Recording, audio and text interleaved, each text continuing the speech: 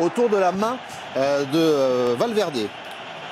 Moi je trouve que c'est incompréhensible qu'on ne puisse pas revoir les images et ensuite on juge s'il y a pénalty ou non. Là en plus la main elle n'est pas au sol, donc elle est vraiment en l'air.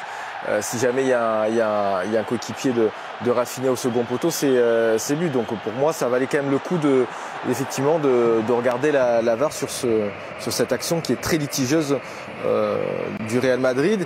Et ensuite, durant le match, je pense qu'il y a quand même aussi quelques joueurs du Real Madrid qui auraient mérité aussi un carton jaune, notamment à la fin de Asensio, il y a plusieurs fautes. Donc, bon, je trouve ça assez bizarre. Alors, autre séquence.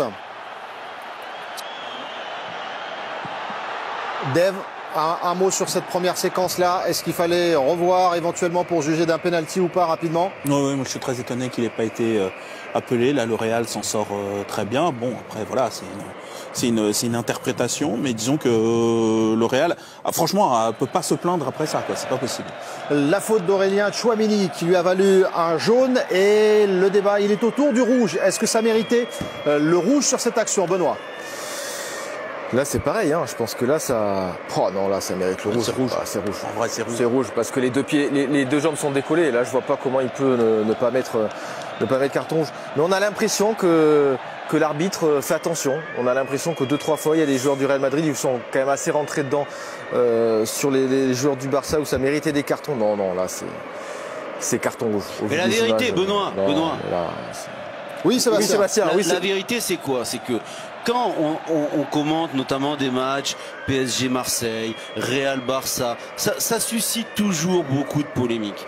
Mais si c'est Strasbourg, Rennes, moi je vous dis que voilà, on est droit au but, on dit que l'arbitrage est favorable au Real Madrid ce soir, parce que c'est la réalité. Donc encore une fois, le Barça mène 1-0. Pour l'instant, c'est pas dramatique, mais ce qu'on peut constater, c'est que la pression qui a été exercée sur l'arbitre, elle a fonctionné parce que c'est humain, c'est un être humain et il s'en sort. Mais Saoud l'a dit plutôt bien globalement. Mais faut dire les choses telles qu'elles sont. Et donc derrière, voir des images sur lesquelles certains joueurs comme Rudiger et Bellingham et un membre du staff technique continuent à mettre cette pression qui est presque physique. C'est à 70 cm du visage. C'est pas correct. Et Dave, l'occasion de dire un mot sur le Real, la prestation et puis cette saison qui peut devenir blanche pour le Real. Ils sont à 4 points du Barça en championnat. La Ligue des Champions s'est terminée. Il n'y aura pas de Coupe du Roi. On est sur une fin de saison qui peut avoir beaucoup de conséquences du côté du Real. Oui, je pense que cet échec-là va faire mal parce qu'on sent qu'ils y ont mis un peu tout ce qui restait. Tout ce qui restait en termes d'énergie, parce qu'ils ont quand même eu la force de revenir dans cette finale qui était mal embarquée. Et ils y ont mis aussi toute leur frustration, parce que je pense que la surtension dans laquelle ils ont attaqué cette finale, même dans laquelle ils se sont placés avant la finale, et là je parle pas forcément des joueurs, je parle de la gestion du club dans son ensemble, puisque Real Madrid TV, a priori, c'est pas une antenne indépendante. Je pense que ça a placé l'équipe sous une pression terrible, sous une tension incroyable et qui s'est traduit dans certains comportements. Ils ont eu une attitude déplorable pendant l'essentiel de la finale et ça a atteint son paroxysme avec Rudiger qui a balancé de la glace sur l'arbitre et qui derrière il y a la moitié de l'équipe qui a été obligée de le retenir. C'est un bestiau en plus, donc faut y aller. Il était dans un état de rage terrible et je trouve que cette image était terriblement symbolique. La déception pour Kylian Mbappé. Benoît, un mot sur sa soirée. Il a relancé le Real et il n'a pas pu faire mieux malheureusement.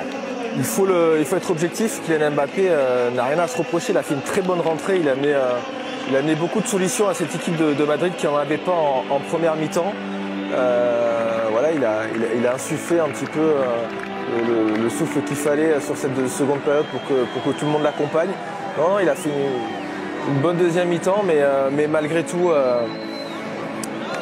on ne peut retenir que le comportement du Real, malheureusement. C'est dur à dire, mais j'ai l'impression que là, l'institution se fissure parce que ça allait très loin.